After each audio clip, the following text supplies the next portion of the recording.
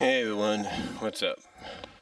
I did a video earlier during my last 40 minutes of lunch, but I figured, I'll just not. I uploaded it, but I figured, you know what, I'll just take it down because it's not really good. Some people always tell me, you need to get better at what you're doing, Brian, and that's probably not the best video. It's just more along the lines of me talking about the SuperStar ShakeUp, just a few things. I didn't really have the list of stars that had switched brands and all that. So, I basically I felt that it'd be better if I just start over, kind of, even if it's through audio and all that, and give you guys my thoughts on the SuperStar ShakeUp and potentially, what could happen with these stars. Now, here's the thing, though, that I talked about in the original video that I want to bring up here. One thing that concerns some people, like the Lex Man and a few others, is the creative staff of both shows. See, the creative staff of both shows is completely different. The creative staff, writing, booking, you name it, are completely different. How is that? Well, on the first night of the SuperStar ShakeUp, which was Raw, we had a championship change hands. We had a champion lose their championship in the first match back on the brand, or back on Raw, to another star. That kind of tells you the difference. In fact, the Lex Man even mentioned that you can see the difference. You can definitely tell that there's a difference. Like, you can even tell that there's a difference in writing and booking, because the Lex Man said, had the booking team of SmackDown, the writing creative staff of SmackDown, been in charge of Raw, then the champion that came over would have won. So, yeah, it kind of tells you already that there is going to be a huge difference in creative and huge difference in booking and stuff like that. So you can definitely sense that's going to be happening, perhaps. But the other question is basically that's the big question. Is how is Raw going to handle its newest acquisitions? How are they going to be booked right? How are they going to be given momentum, what have you? And the same with SmackDown. And that's one that really worries some people, because the person still in charge of creative back there is Road Dogg. You want to know why the whole trend of File Road Dogg came about?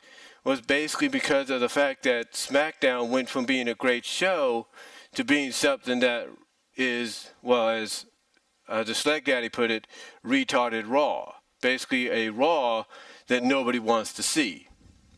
So now things have freshened up a little bit for a new season of WWE. But how fresh? How fresh can they be? How fresh can they get?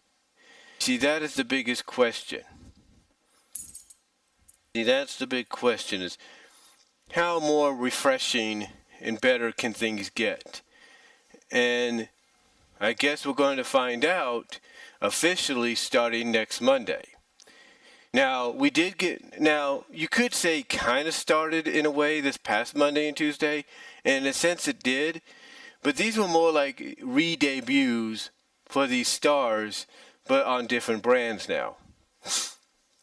So, with that said, this coming Monday and this coming Tuesday, that's really, I believe, going to be the starting point of telling us how things are going to go for certain superstars. So, with that said, though, and the potential that some of these stars could have on the new homes, I want to talk about each and every one of them. And basically where I believe they can exceed, or hopefully can exceed, depending on how they're written and booked. Because some of them have the potential to be main event guys and gals. Some have the potential to be mid to upper mid card guys and gals, and some have the potential, and unfortunate potential, of being mid to lower card guys and gals. But who will succeed? Who will change the game for the brand, for the new home? Who will step out of the shadows and be that phenomenon of this year, of this new season? Who will be the one that supersedes expectations and goes beyond what anybody thought they could? Potentially, though, like I said, it depends on the creative of the brand they're on. So let's take a look at the stars. The champion that I mentioned earlier that lost their championship on the first night back on Raw was Jinder Mahal. Jinder Mahal, who had won the U.S. Championship when he took advantage of an opportunity and distraction at WrestleMania, lost the championship to Jeff Hardy. One thing the Lexman pointed out was the fact that you can already tell the difference in booking. Because he basically pointed out that if Road Dogg's team on SmackDown had been in charge, Jinder Mahal probably would have gone over and maybe even dominated Jeff Hardy. Jeff Hardy, who's in his second match back since coming back from injury, ended up beating Jinder Mahal for the U.S. Championship. Now, I kind of understand maybe where Lexman's coming from, because Jinder now has this, as some people put it, this seasoning to him. He has this aura now to him that you may or may not like, that pretty much makes him a credible mid to upper mid card, semi-main event kind of guy. He does. He has that aura to where he can always be in a championship picture. However, that's where I think the creative is really going to show how different they are.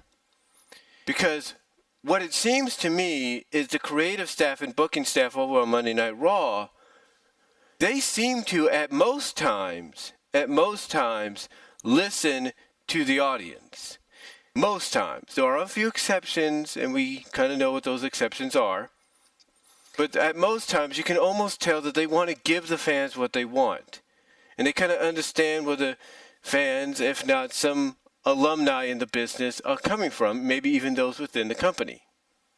You know, when it comes to how they feel about certain superstars, the pushes, and stuff like that.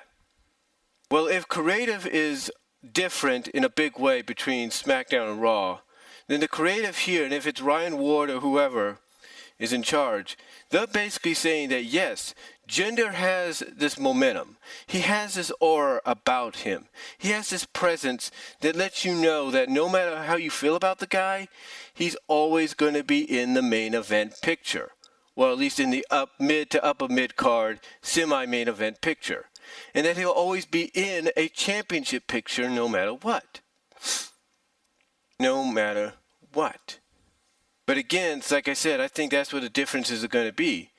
Because what I see potentially is going to happen with Jinder's character is he's going to shine in the mid to upper mid-card semi-main event picture. He's going to get some big wins. There's no doubt. He's going to get some semi-big wins over some big talent, over some established talent. I mean, I could see him beating a Roman Reigns. I could see them having that happen. I can see him beating a Seth Rollins. I can see him beating a Finn Balor. I can see those kind of things happening. I know people don't want to hear that, but I can see it. Heck, I can even see him by count out or disqualification or whatever beating a Braun Strowman. I could see that.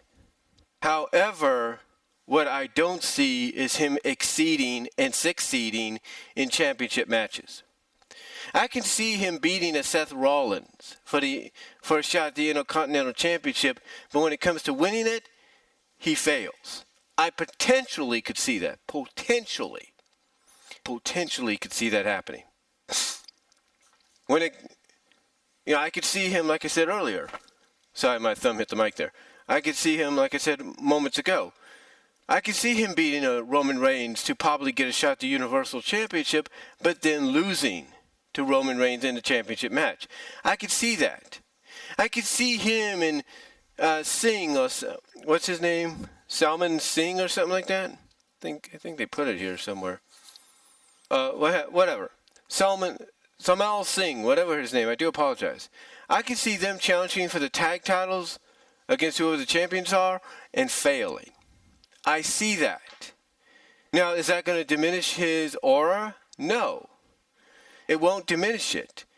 It's just going to play into what I believe could be a potentially good story, that no matter how good he is, Jinder Mahal can never succeed when it counts the most on his own. I could see that happening, and that right there would be the difference in booking between both shows. Because if Road Dogg's team was booking Raw, as Deluxe Man put it, then Jinder would be doing the complete opposite in those championship opportunities. And not only would he be winning the matches, he'd be winning the championships. And I know the last thing Deluxe Man wants to see is a Jinder Mahal Universal Championship run. Sorry, my finger hit the mic there. Yeah, it's the last thing I think he wants to see. Now, again, I do see Jinder succeeding in the mid to upper mid-card semi-main event picture and being in the championship picture of both the Intercontinental, Universal, and maybe even the tag titles. But I just don't see him from a creative booking standpoint succeeding. I think that's going to be the flaw he's going to have creatively, character-wise, and all that now that he's back on Raw. Is he's good, he's just not good enough to be a champion. Next up, we have the Riot Squad. Ruby Riott, Sarah Logan, and Liv Morgan have now shown up on Raw. And this is obviously to replace Absolution. And you want to know why I say that? Spoilers, Absolution is now on SmackDown. I'll talk about that when I get to it. But Ruby Riott, Sarah Logan, and Liv Morgan are on Raw. Now, some people said that even though they made a tremendous impact when they debuted on SmackDown and had an okay run, that towards the end of this current season, or this past season, they kind of started to flounder. They didn't do as well like they should have. Let's be honest. They did not succeed what Absolution did. Absolution basically, let's put it this way, blew them out of the water. But now they have a chance to refreshen themselves. They have new competition to go up against that they've gone against before, possibly in NXT and such. But now, basically, it's fresh to them because of different sides of the spectrum. But here's the question. How is the Riot Squad going to be used? Well, I look at it this way. If Ryan Ward or whoever's booking and writing Raw has worked with these ladies before in NXT, they know how to utilize them. They'll know how what I'm saying is they will know how to utilize them. They will know how to book them correctly and respectfully. But what that also means, though, is unfortunately, down the line, before this year is out, I feel, the Riot Squad is going to disband. Hear me out. If Ryan Ward or whoever is booking and writing Raw has worked with these ladies before in NXT, they know how they work better. They will know how these ladies work better in certain roles. They will. They will know that Liv Morgan works better as a babyface. That Ruby Riott works better as an anti-hero and an as a rebellious anti-villain or anti-hero. They know that she'll work like that. Sarah Logan definitely works good as a heel. So what I see down the line, again, I can't specifically predict when, but sometime before this year is out, you're going to start seeing a storyline develop where the Riot Squad will have some kind of dissension and they're going to go their separate ways. That's what I see happening. And the first one I see this happening to is Ruby Riott. Ruby Riott is the leader, but in time, she's going to probably end up being betrayed by Morgan and Logan, because maybe she's going to start showing that anti-hero babyface side that she had in NXT. Because like I said, if the person behind the creative and booking on Raw is the same person that was behind it in NXT, then they will know how to utilize her correctly. Same with Liv Morgan. Now, I could be wrong, and, the creative staff on Raw could prove me and anybody else wrong, but I see this potentially being a way they will go. Because if you want to beef up that Raw division and show that it's the more dominant division than what SmackDown is, even though SmackDown has freaking Charlotte and a few others that I will mention now, then I've got a feeling creative's going to have no choice but to do that. They're going to have no choice but to say, you know what? We need to beef up this Raw division so that SmackDown doesn't blow us away. Let's split the Riot Squad up, but let's come up with a respectable way that people will tune in to see how it happens. That's what I believe is going to occur. Again, I could be wrong. I could be wrong about it. I could be totally wrong. Straight up, I could be totally wrong with how that happens. I mean, they may not split the Riot Squad up. I'm not saying that they would. I'm not saying that they will. But potentially, I think that's the direction they're going to probably head. Probably. Okay? Potentially, that's where I think they're heading. And the reason I say that is it makes all the sense. And if you really want to beef up that Raw Women's division, you're going to need as many individual women as possible. Now, like I said, that may not happen because there is rumors going around, if not physical evidence of rumors, that WWE is thinking, if not will be bringing in a women's tag team championship. And if that tag team championship is across all brands, which would make sense, then I don't see the Riot Squad breaking up. But if we don't get that, then I do see it happening. And again, I think it's going to go Ruby first, then Liv Morgan, and then that's it. Now, either way, do I see one of these ladies having a run with the Raw Women's Championship? Yes. And I'll tell you who, and it's going to surprise you.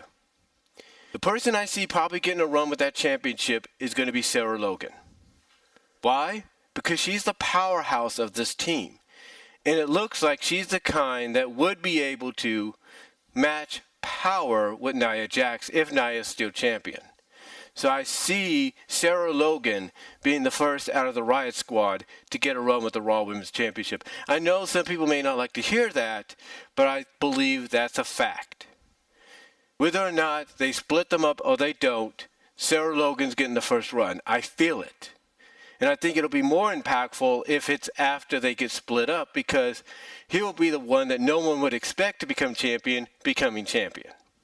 And that opens the door for someone like Sarah Logan to be a dominant champion, a dominant heel champion that will either just dominate the competition or that will just dominate certain competition she's up against, or will kind of dominate but have to use heelish tactics to retain. That's what I see. But now, you're probably saying, well, what about Ruby? Won't she get a run? Ruby will get a run, yes. What I see with Ruby, I see Ruby not only being the anti-hero babyface, but kind of like an Austin, if you will. Well, maybe not like an Austin, but basically a rebellious babyface. An anti-authority babyface. But I see Ruby being this year's answer to Bayley down the line. I know that sounds crazy, but look at it this way. How beloved was she in NXT? If the person that's writing for Raw, used to write for NXT, is going to be booking her and writing for her now, then expect portions, if not shades, of that Ruby Riott to show up on Raw. Because that Ruby Riott was beloved in NXT. She will be beloved here, booked right. And I believe if booked right, she will be the Bayley of this SuperStar ShakeUp. She will be. Liv Morgan, definitely see a bright future for her. And I see her probably getting the Raw Women's Championship, but here's when I see it happening. I see Liv Morgan, and this is when I think the potential breakup could occur. The potential breakup could occur after Money in the Bank. Because I see Liv Morgan winning the women's portion of Money in the Bank and cashing in on the Raw Women's Champion next year at WrestleMania. Guarantee you. And you know who that champion's going to be? It's going to be Ruby. Ruby's story is going to culminate at Mania with her becoming champion, and then it's going to really escalate even higher when you have Liv Morgan cash in and take that moment away from her, and then you get the ball rolling on that. I mean, you think Sasha and Bayley's going to be something eventually when they go one-on-one officially, if they ever go that route. It'll be this here between Morgan and Riot, that's going to be the equivalent of Sasha and Bayley for this for this era, for this class, for this season, and beyond. Believe me. Trust me on that. So yeah, I think all three women of the Riot Squad is going to have a run with the championship, just like with all three members of the Shield had a run with the WWE Championship. So I definitely see the Riot Squad getting that opportunity. But it's going to be done at the expense of them being disbanded. And again, I think the cracks to that disbandment begin at Women's Money in the Bank, at the Women's Money in the Bank match. I really do. But that's what I think potentially is going to happen with the Riot Squad. Next up, we have Kevin Owens and Sami Zayn, who are brought over by Stephanie McMahon. I believe this right here is in part, storyline-wise, Stephanie McMahon sticking it to Kurt because Kurt helped Ronda defeat her and didn't do the right thing and basically listen to Steph and all that. You kind of, whatever. Kevin Owens, Sami Zayn as a tag team works. They work as a tag team. I see them being the Raw Tag Team Champions before this year's out. In fact, I see that happening maybe within the next couple of months. But I also see them breaking up. And I know the Schleg Daddy, OTR Central, is not going to like hearing this. But I see Kevin Owens and Sami Zayn breaking up as a team and feuding with each other once again. And this time it will culminate with a match between the two, either between Survivor Series or WrestleMania. Between Survivor Series and WrestleMania, you're going to get a match between these two, which is going to be a match now that they're on Raw, now that they're back on Raw, and they're under the right booking, as some people would put it, could be a match that steals the show no matter what network pay-per-view event it is on. Excuse me there. But yeah, I definitely see Sami and Kevin becoming the Raw Tag Team Champions maybe before SummerSlam at least. But I definitely see the cracks. I definitely see the cracks, if you will, between them getting bigger as time goes on. Because what I see is Kevin and Sami, like I said, breaking up. I see those cracks getting bigger as we get beyond possibly SummerSlam. And if they don't do anything by Survivor Series, I would at least say by the last event of the year, you're going to see something. And it's going to culminate with a match between Survivor Series and WrestleMania. It's going to culminate with a match between these two that's going to steal the show. I know some people, like I say, OTR Central doesn't want to hear that, but I believe that's exactly what's going to happen. And yes, here's how I see the cracks happening. I see the cracks occurring just like with the Riot Squad during Money in the Bank. Yeah, I see it happening during Money in the Bank. Kevin and Sami are going to cost each other a chance at the briefcase. That's how I see it going down. That's when you're going to see the cracks start to open up wider and wider. And as time goes on, the breakup is probably going to happen around SummerSlam. Trust me on that one. I just get this feeling you could already see it. We got a hint of that already at on SmackDown and all that. So trust me when I believe it's going to occur here on Raw, and it's going to be done the correct way, as some people would hope it would. All right, next up we have Zack Ryder. He's on Raw, and so is Mojo Rawley. So they're going to continue the rivalry. over on Raw. But you know what? Again, I know I sound like a broken record saying this. But I honestly think that if the person booking Monday Night Raw is the same person that has booked NXT, then I'm not going to put it past this guy to reunite the Hype Bros, but as a heel tag team. Yeah, I see that. You need to be, just like I mentioned with the women division and how splitting up the Riot Squad is going to help beef that up. The same with the tag division. You put Zack Ryder and Mojo Rawley back together as a tag team, a heelish tag team, and it beefs up your division more so. Because this is something that a lot of people have felt that they needed to do back on SmackDown, but they didn't do it.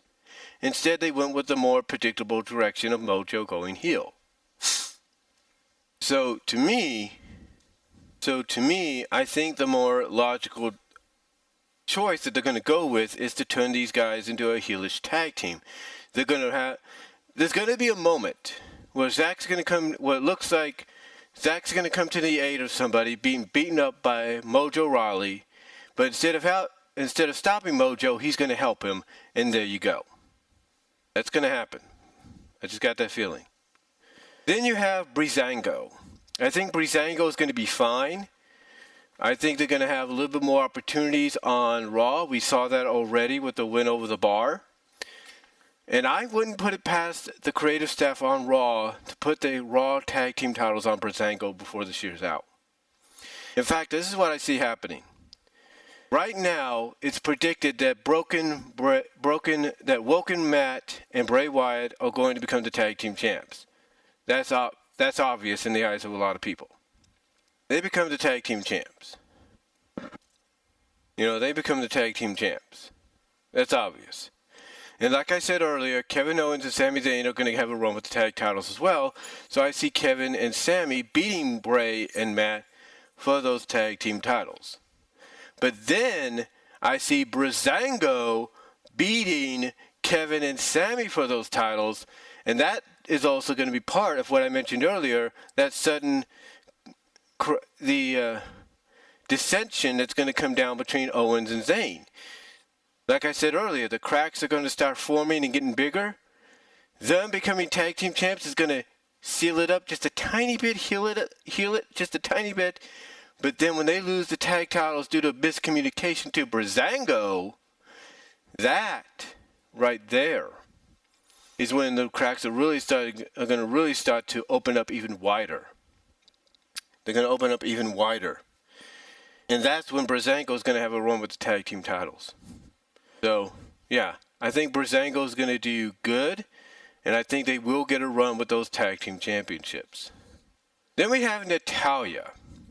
Natalya is on Raw. Some people are happy about it, some people are not.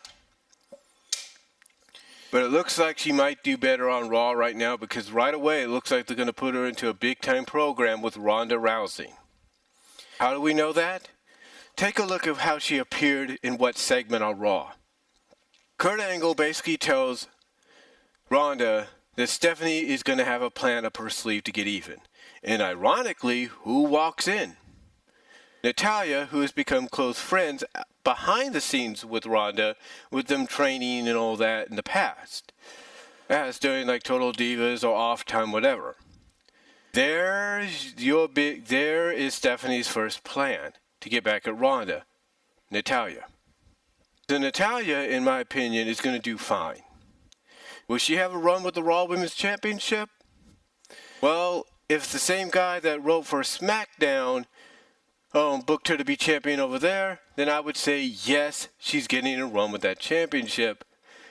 It probably will be this year, and I would say it's going to be at Survivor Series. I think she's going to win it there. I really do. So yeah, Natalya is going to get a run with this championship, and don't expect her to stay babyface for too long. Excuse me. Because she will go heel as part of this program with Ronda. Then we get Dolph Ziggler and Drew McIntyre. Yes, Dolph Ziggler is now on Raw, but he didn't come alone. He came with Drew McIntyre from NXT. And a lot of people are already making comparisons to them being the Shawn Michaels and Diesel of this era. Or are they? I think right now, though, it's a good... Right now it seems like they may be, but we'll have to wait and see. Sorry about that. I had to trying to get over a cold here. I do apologize. But, like I said, everybody's already comparing them to being the Shawn Michaels and Diesel of this era. But like I was asking, I should say, are they? We'll have to wait and see. They got a good, looks like, team finisher with the Claymore Zigzag combo.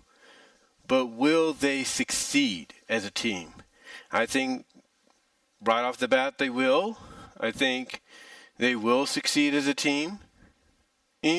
I see them, if they don't immediately become tag team champions by beating Bray and Matt, I see them becoming tag team champions by beating Breezango.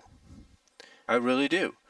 So, there you go. But if there are comparisons to Shawn and Diesel of the past, the two dudes with attitude, then expect one of them, most likely McIntyre, to go babyface because Dolph's going to stab him in the back.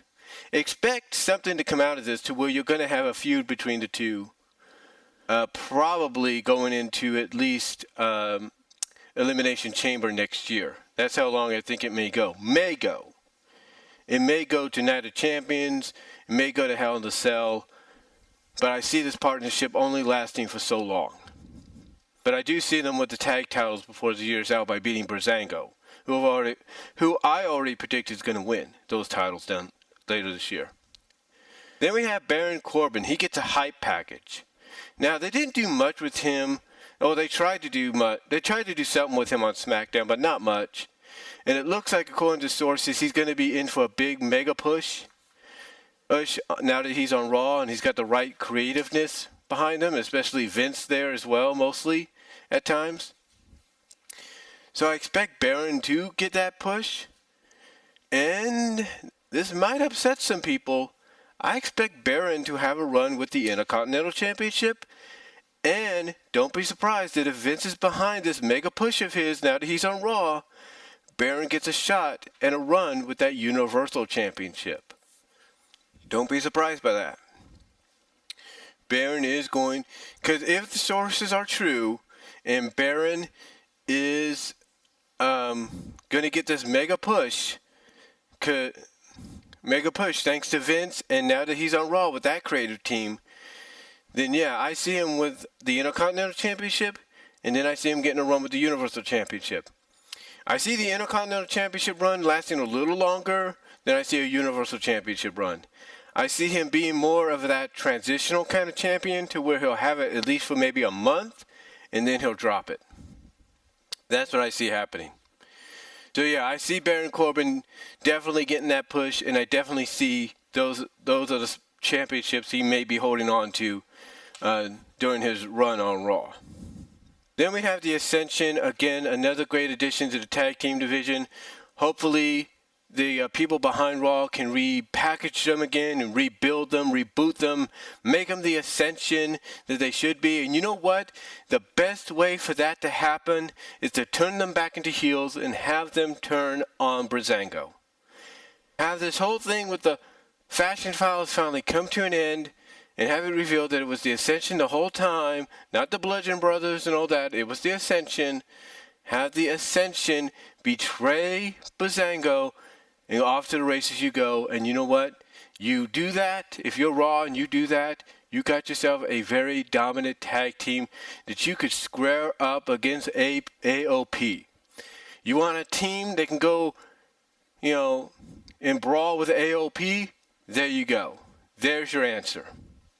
So that's what I think is going to happen with Ascension. They're going to get rebuilt, and they're going to be given like a reboot back into who they were on NXT. Do I see them with the tag titles?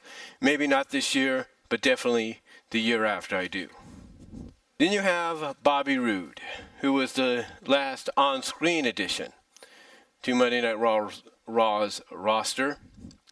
And I definitely see Bobby Roode being a good addition, and I see him being a heel. I do.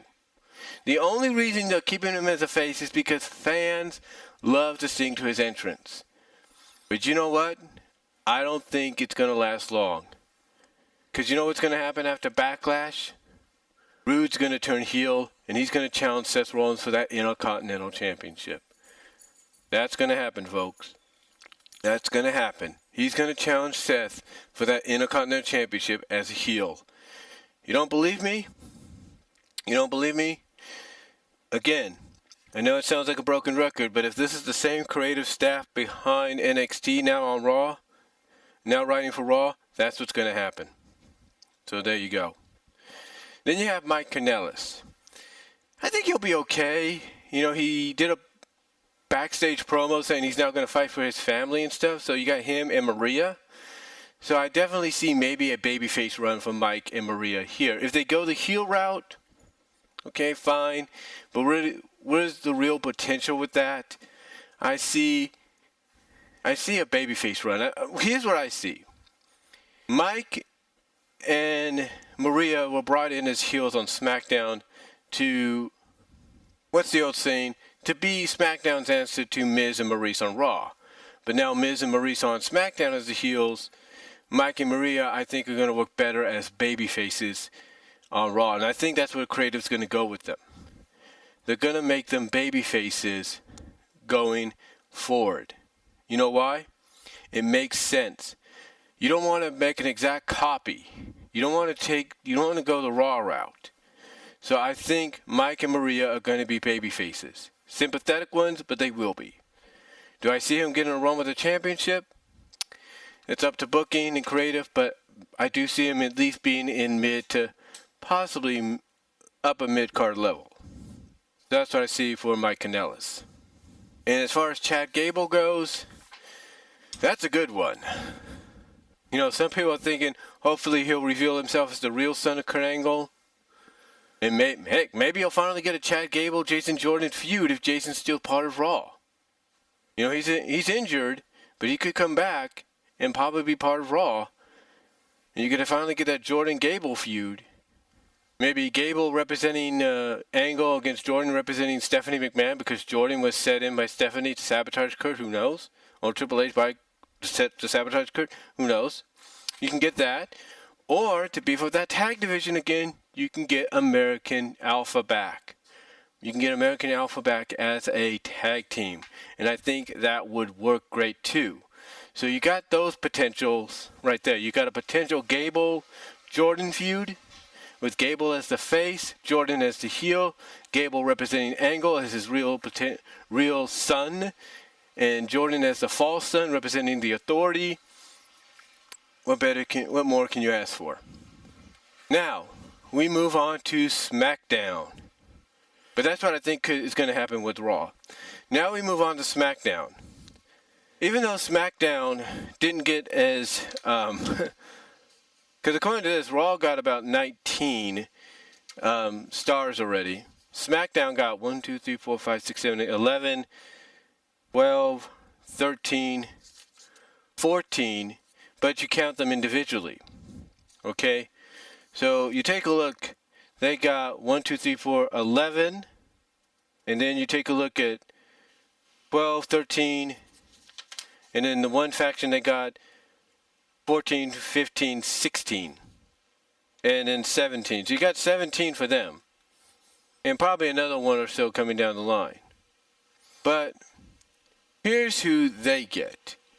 They get, ironically, U.S. champion Jeff Hardy. Jeff Hardy made his debut, defeating Shelton Benjamin in a match. Jeff Hardy has brought the United States Championship back to SmackDown. There's rumors that they want to make Jeff the WWE champion. That could potentially happen as well. You get the Dream rematch now in WWE between him and Styles. And it kind of comes full circle because remember when him and Styles first faced each other, on nationwide TV or cable TV, it was for the X Division Championship. come full circle. They could face each other for the WWE Championship. That's a good one. But as far as Jeff goes, I see him being a long-term champion. I see him holding the U.S. Championship for maybe a couple months. I see him probably losing it to Randy Orton in probably a multi-man match, probably involving Shelton Benjamin. So I see that. But I do see Jeff becoming WWE Champion before his run on SmackDown is over. I do see that. Whether it's just a one-year run or whatever, I see it ending. I see him at least getting a run with the championship. Whether it's a short run, a long run, we don't know. But I see them doing that, because if that's the plan, as the next man said, not even Road Dogg screw that up. Then you got Absolution, Mandy Rose and Sonya Deville. This is going to be really interesting, but I think a lot of people are expecting Paige to help out her buddies and all that, but I don't think so. I think what's going to happen is you're going to get a segment next Tuesday between the three, and she's going to basically say, hey, look, it's great to have you guys on SmackDown and everything, but unfortunately, as happy as I am to have you guys, I'm not going to be able to help you out the way you're thinking. The way you're thinking I will, because pretty much my deal with Shane is I can't show any favoritism. I can see some kind of angle segment going where she says that Shane allowed her to bring them over to see whether or not he could fully trust Paige as general manager, that she won't show any favoritism. So that's what I see happening. I don't think Absolution's going to last much longer as a unit. And I do see some big things for them. I see Sonya Deville getting a run with the SmackDown Women's Championship, believe it or not. I do see that. I see Mandy possibly being a top contender for that, maybe getting a shot here and there. And if you got those rumored Women's Tag Team Championships coming, definitely see them holding those down the line. So I think they're going to be okay. I think Deville and Rose are going to be okay on SmackDown. Depending on how Road Dogg books them, I think they'll be fine. Samoa Joe, I don't think even Road Dogg could screw this up. You book him as a badass. You've already done that. You pretty much have already had him say that the only person that's going to get any opportunities around here is going to be him. You got him finishing up his angle with Roman Reigns in the next few weeks. The first big thing I see Samoa Joe doing is going after Jeff Hardy in the United States Championship. I don't see him going after the WWE Championship yet. I see him going after Jeff Hardy in the U.S. Championship. And I do see Joe winning the U.S. Championship. I do. That'll be his first step to the WWE Championship, because you know what? I think they're christening him to be the guy that win. Here's what I think is happening. Jeff and Joe are the guys that are going to hold that belt. AJ's going to probably lose it, not to Nakamura, but he's going to lose it eventually. And he might lose it to Nakamura, and Nakamura might lose it back to him. But I see Joe and Jeff being the guys that are on top of the WWE title picture along with AJ and Nakamura. I do. So I think Joe's going to have a run with the U.S. title before very long, and then that's going to be the first step to the WWE Championship for him. And believe me, when he gets that championship, that WWE Championship, not the U.S. one, but it'll be the same. The same will count for that as well. But when he gets that WWE Championship, he's going to have a dominant run into Mania, and that Mania is where he'll probably drop it. Then we have Big Cass. Big Cass is already entering a program with Daniel Bryan. We know The Miz is on SmackDown now. In fact, he got sent to SmackDown on Raw. He was informed by that by Kurt Angle. So Miz is there. Hopefully they don't take a page out of what they did on Raw and pair Miz with Big Cass, and Big Cass is like the bodyguard, the Diesel for Miz. Hopefully they don't do that. If they do, then hey, fine, you add to your tag division there. But right now, I think Big Cass is in a good position to start out with Daniel Bryan. I don't see Big Cass winning this feud. I really don't. I don't see him winning the feud with Daniel Bryan. I see him losing it. And then after he loses this feud, I see Big Cass at least entering the championship picture. And I see him maybe winning the United States Championship from either Samoa Joe or Jeff Hardy or whoever has it. And I see him at least challenging, not succeeding, but challenging for the WWE Championship. So Big Cass, I think, is going to be all right as well.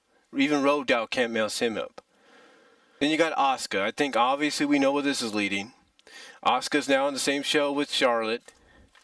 Obviously, Asuka's going to be the one that takes the belt. Probably at Backlash, maybe next month at Extreme Rules. But Carmella, she's going to lose that belt. Like I said in my video, I think the best opportunity for her to drop that championship would be SummerSlam. It's on the biggest stage. It'd be best if she drops it there. But if they do it sooner, then that's okay. That's fine. But if I'm Road Dogg and I want to book a champion that's going to get a lot of legitimate heat for always getting themselves counted out or disqualified or whatever, then I have her hold that championship at least until SummerSlam. It's a bigger stage. Bigger stage. I think it's in Los Angeles this year. It makes more sense. And I see Asuka being the one to dethrone her. And that will lead to an Asuka-Charlotte rematch, believe it or not, at Survivor Series. Trust me on that. Then you got the Good Brothers, Gallows and Anderson, back together with AJ. I think that'll be a formidable trio, maybe, if they decide to do that. And I do see Gallows and Anderson getting a good restart here on SmackDown. And I think whatever momentum they had going, they were gaining back on Raw. They're going to continue getting that momentum back on SmackDown. And I think they will become SmackDown Tag Team Champs. You know what? You need a tag team to beat the Bludgeon Brothers for those titles. I think you got your tag team here in the Good Brothers to do it.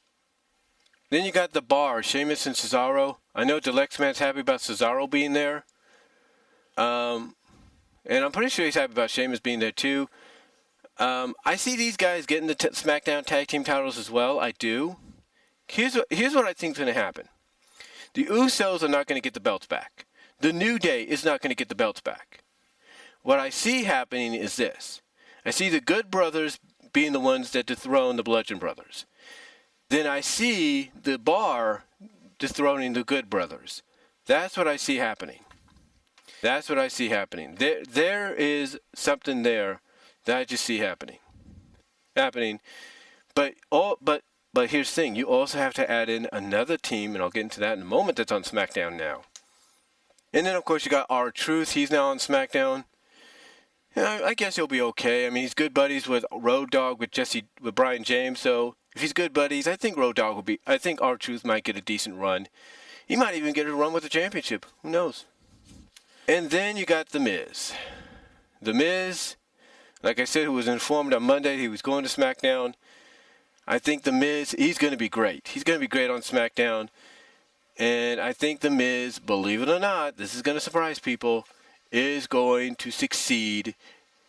And despite the fact that Joe's going to be champion going into Mania, because I know that's going to happen, and despite Big Cass getting a run with that, not a run with the title, but opportunities at that title, and Nakamura at least getting a minor run with the championship, I see The Miz winning the WWE Championship. I do. It may not be a long run, but I see The Miz becoming champion around SummerSlam. He's going to win the championship in a multi-man match. I think it might be a fatal four-way if I was to book it right, between Daniel, AJ, Nakamura, and himself. And then I see him losing it in a multi-man match maybe a month later or so, maybe a month or two later at Clash of Champions, in another multi-man match, this time adding in Samoa Joe. Samoa Joe possibly in the place of either Nakamura or Daniel Bryan. That's what I think. So he's going to win it in a multi-man match at SummerSlam, in my opinion, and then he's going to drop it in a multi-man match maybe a month or two later at Clash of Champions. I just feel that's where they're going to go with The Miz. But he is going to have a run with the WWE Championship. But then you have the NXT call-ups that SmackDown got. Andrea Almas and Zelina Vega. I see Almas definitely doing good here. Hopefully Road Dogg doesn't book him like he would do with certain other people and just have him be like a Mexican dancer and all that. Be the old Almas, but this time with Zelina. Hopefully he books him right. Takes what he saw in NXT and applies it here, if not more so, on SmackDown. And you know what? I see Almas with the U.S. Championship. I do. I see Almas with the U.S. Championship. Here's what I see happening. And you can expect a lot of multi-man matches, triple threats, fatal four-ways throughout this year from SmackDown. Coming from SmackDown. You can expect those to happen. And I see Almas becoming U.S. champion in a triple threat match involving Jeff Hardy, the U.S. champ at the time, who I believe is going to be the U.S. champion at the time, Samoa Joe, and himself. That's what I think is going to happen. Sometime during this year, you're going to have Samoa Joe as the U.S. champion. Jeff Hardy's going to challenge him. Almas is going to challenge him. And Almas, in a triple threat match, I just get this feeling, is going to become champion. He may not have a long run with the championship, but he'll have a decent run. I see him winning that championship on a special edition of SmackDown Live, because they're saying that they're going to try to make some of these SmackDown Raws big, if not special. So I see that happening, and then I see him dropping it maybe at Clash of Champions. I do. So I see it happening around maybe September. Well, not September. I see it happening around August. Maybe at SummerSlam.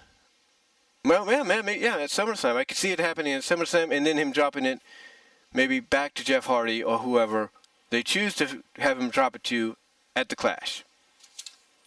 And Zelina, they're booking her as an individual. Well, they're coming in as a package, but they have her listed as one, as her own person. So I see Zelina doing okay in the women's division.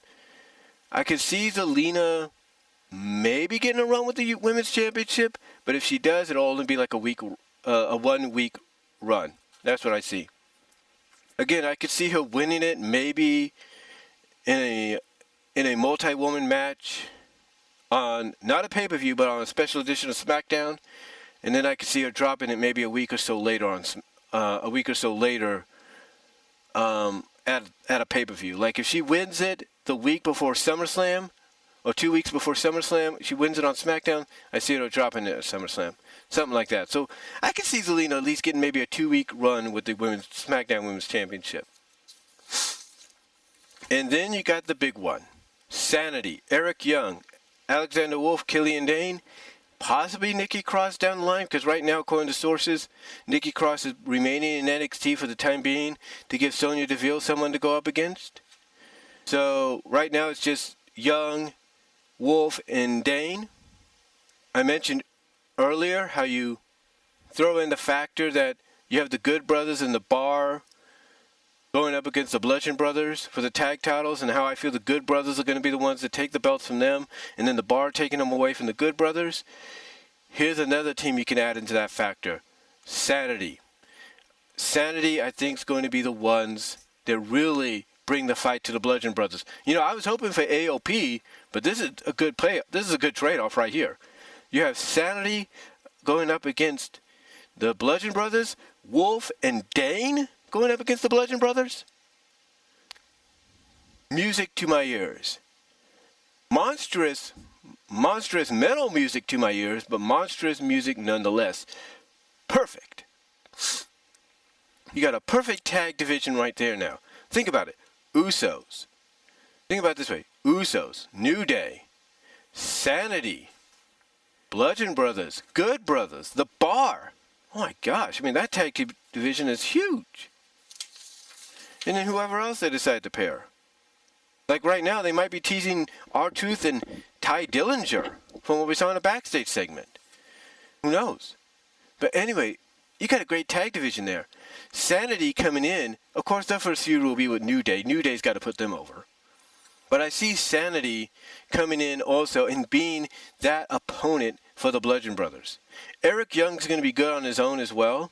I think Eric Young is going to have a decent run, and I think he might get a U.S. Championship run out of this. Maybe. But I don't see that happening until the beginning of the year. But I see him getting a U.S. Championship run. I do see that happening.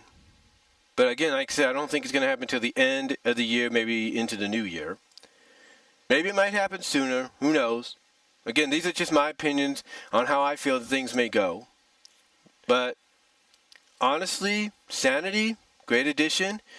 And I could see them, if the Good Brothers don't take the belts off the Bludgeon Brothers, and the Bar doesn't do it either, I could see Sanity doing it, and I could see Sanity doing it in a street fight environment. I could see them booking a Sanity Bludgeon Brothers street fight or no disqualification, or heck, even Hell in a Cell like match for the SmackDown Tag Team titles between the two.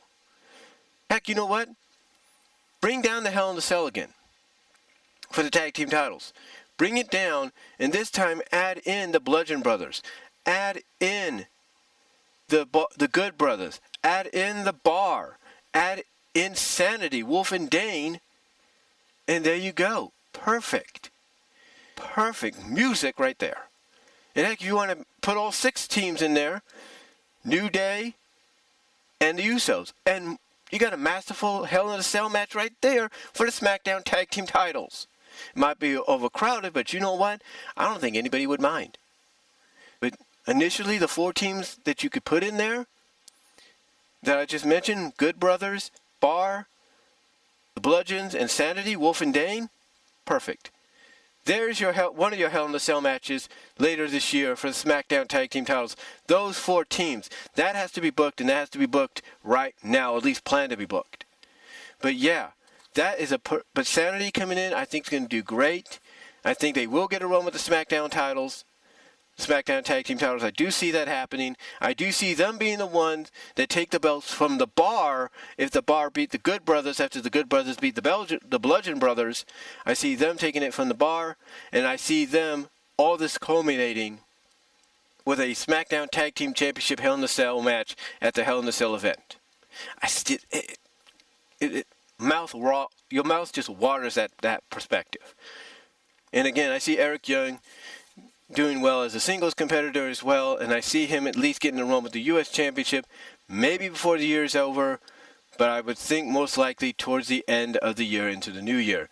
And as far as Nikki Cross goes, yeah, I think she's going to be up soon with them, and I think Nikki Cross is going to do fine in the women's division. She'll definitely throw a wrinkle in there, a bit of a wildness to it.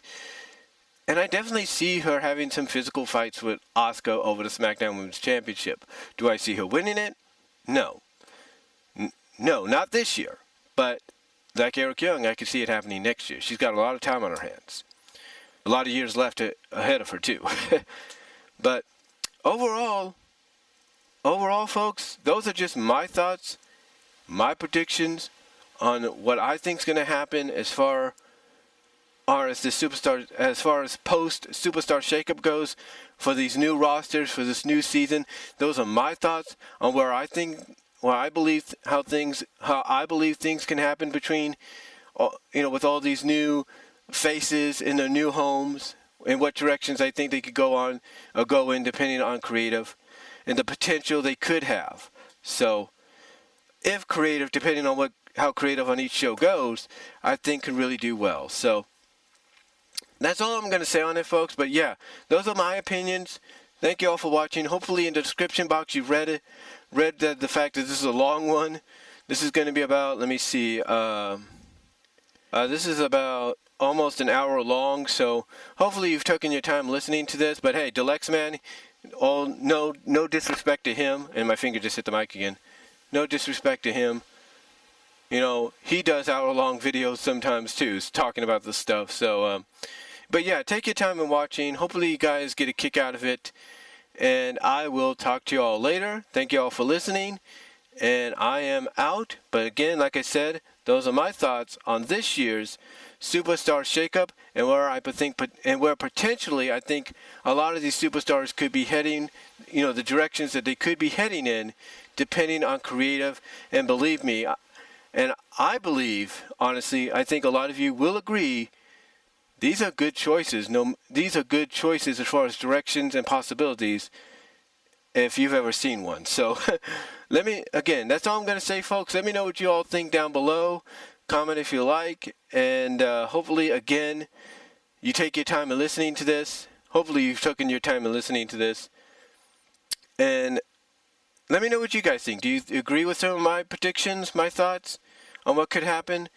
Let me know down below. Comment if you like. The Lexman OTR Central. I'd like to hear from you guys. And that's all I'm going to say, folks. And I am out. Thank you for listening.